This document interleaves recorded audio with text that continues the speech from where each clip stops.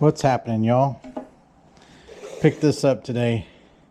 It's the Shimano Tekota 500HG LC. Pick it up at Sportsman's Warehouse. I wanted one with a line counter. So get it up out of the box.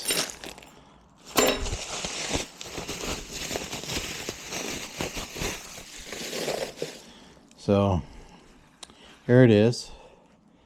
So I really like these reels for dragging, for anchor fishing. It's really good for that.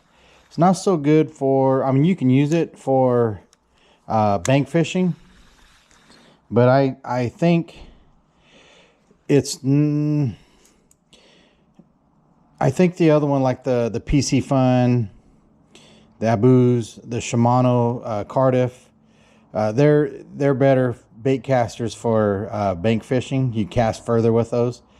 The other thing is spinning reels, great for bank fishing too. But you can use spinning reel. You can use them. You use any of these anywhere. I've never casted one with a line counter, and I never had a reel with a line counter. So I got this because a buddy of mine, we do catfish derbies. We're opposite teams, but he's always asked me how far back am I trolling, and I tell him I don't know. I say, you know, my guess is probably maybe 50 yards, maybe 100 yards. I said I couldn't tell you. I said because I cast out, let it get to the ground, and then I continue trolling. So I can't give you a straight answer, you know.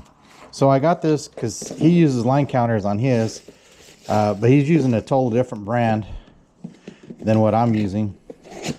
So I think he's using the Kuma cold water, and those I'm sure are good reels too. I don't know much about those, but I also picked up this Smart Fish Scale Light. They had a little sale going on over at Sportsman's Warehouse, so I picked that up because I got the big one, the Whisker Seekers. You got it. I don't know. So I'm trying to find something we can faster and easier to carry around. So that's why I got that. But I'm going to mount this on the Rippin lips right here. It's a Super Cat. I'll spin this around. Super Cat HD.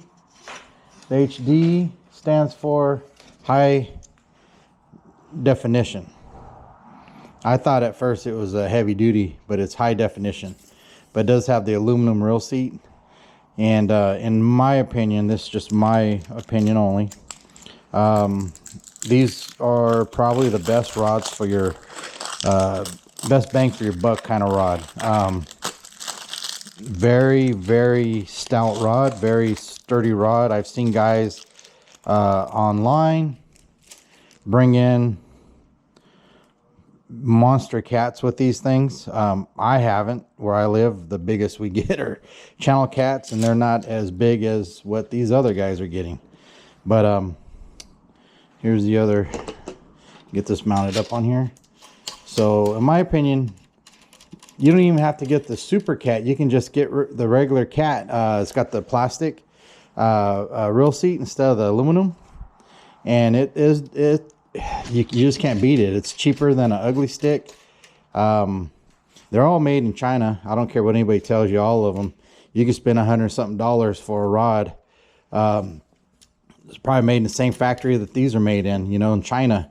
So I myself prefer, if I'm going to buy a rod and reel from China, I'm not going to spend $100-something for it. You know, I'll spend $69, $59, $79, $89, and that's about it.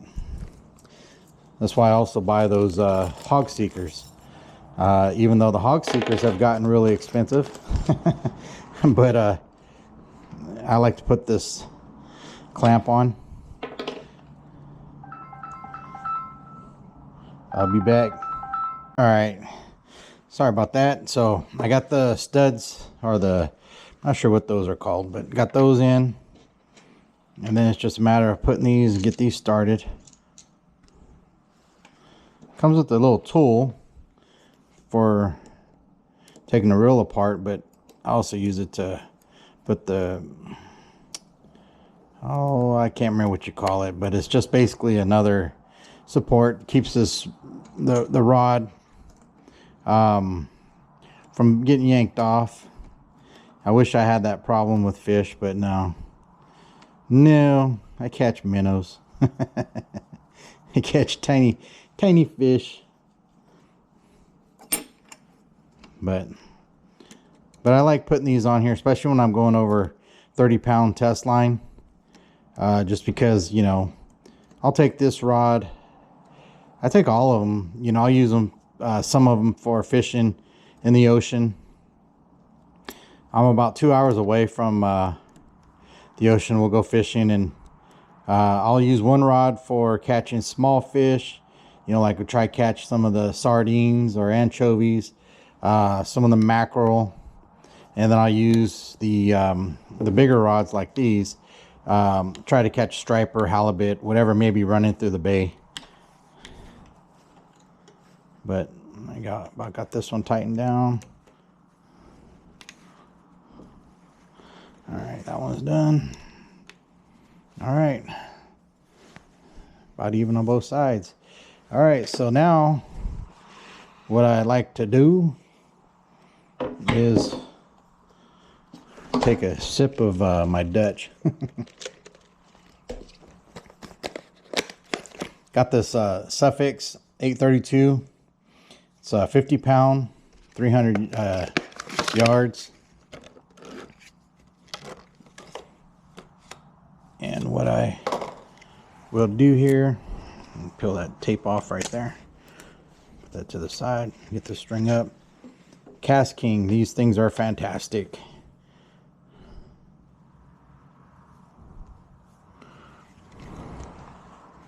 Put this on all the way around, snug it down.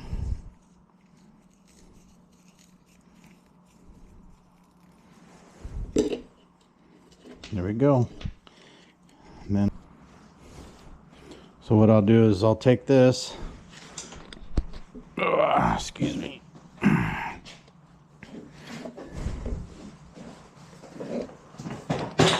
no, gotta clean my damn shop, and I'll just feed it through. And yes, I do put braid directly on the reel. I don't put fluoro or mono down first. I'll show you how I do it. I've never had a problem with it in all my years. Trust me, I learned the hard way. I put this on directly on the reel, spinning reels, bait casters, and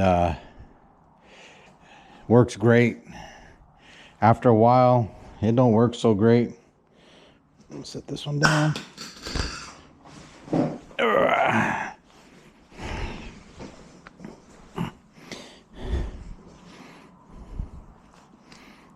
Thread it through. Try to grab it.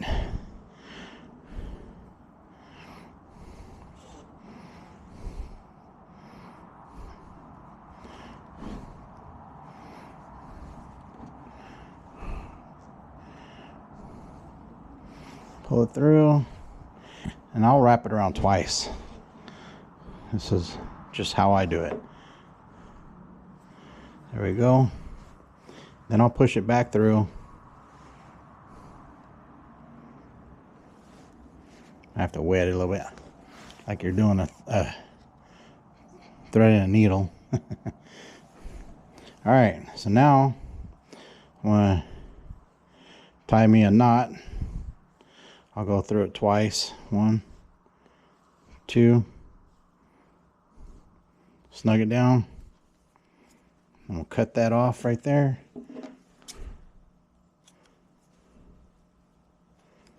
Oh, my cheap ass scissors will do it. I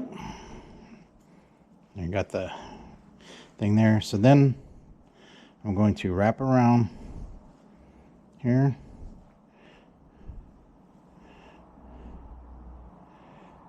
down like that. Boom. Pull it down snug.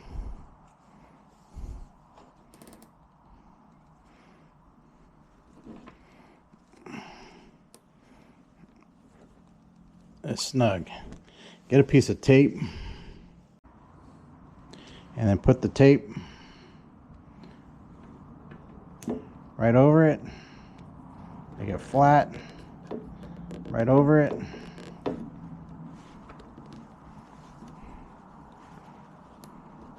And what will happen, it ain't going to spin. It's not going to spin on there. And then tighten the drag down. So as you tighten it down, it's going to cover that tape, make that tape seal, because I'm putting some pressure on it. So it'll, oh man, I should have zeroed it out. But anyway, that tape, you won't see it and it will not slip. The floor, well, not fluorocarbon, freaking braided line will cinch down on it and it ain't going nowhere. Trust me. Trust me. I've learned the hard way. Got a little bit left on here.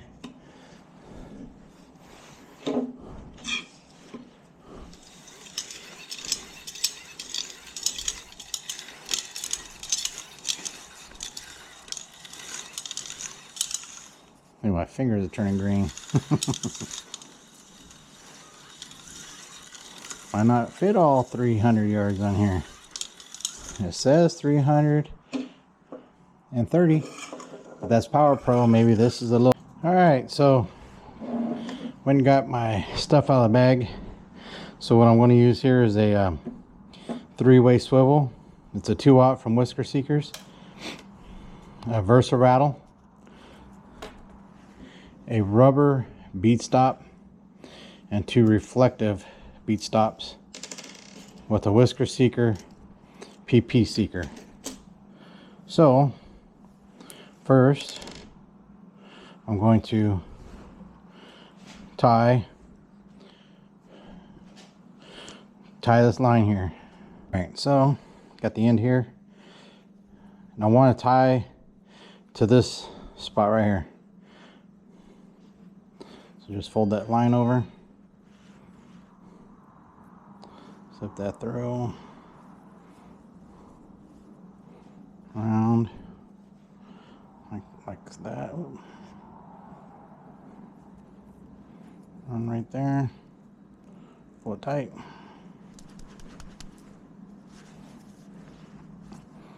Ain't going nowhere. Then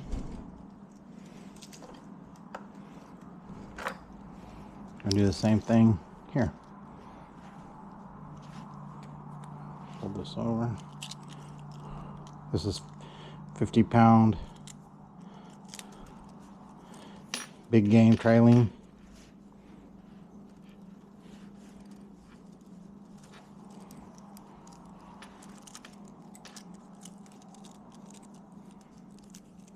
Get that through there. Should have took the hook off, so I don't accidentally hook myself.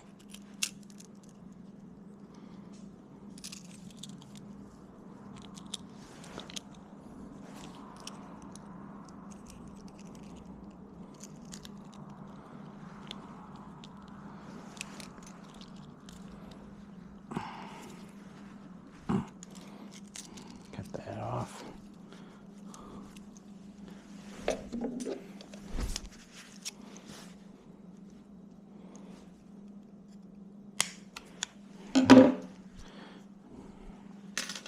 Now I'm going to put on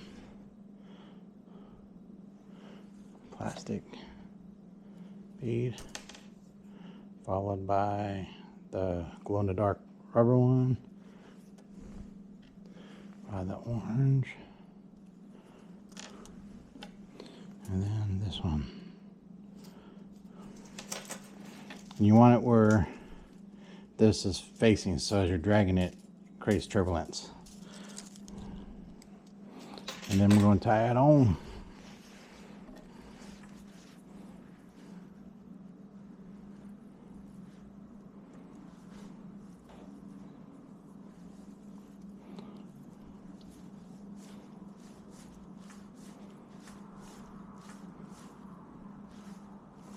Seven. Go through the hole. Wet it. Go through right there. I'm gonna hold it with my teeth.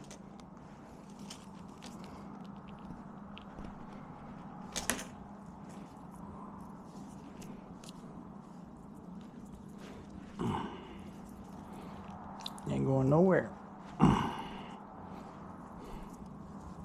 Cut the excess. And the same thing with the braid here.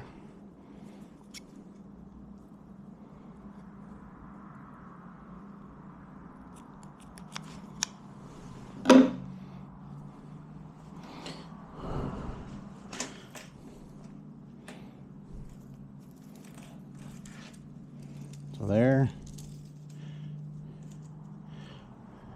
Three-way swivel. Put my dragging weight on the bottom of that. Got that PP seeker. 6/0 triple threat. And we are ready to rock and roll, baby. All right, and there you have it. Got the Tekota 500 HG line counter zeroed out. I got it spooled up with 50-pound suffix 832. Got tied to a Whisker Seekers 3-way swivel, 50-pound big game. Got the Whisker Seeker rattle there, a couple Whisker Seeker beads, tied to a Whisker Seeker PP, and followed by Whisker Seeker triple threat 6/0. That's it. That's my setup. All right, y'all.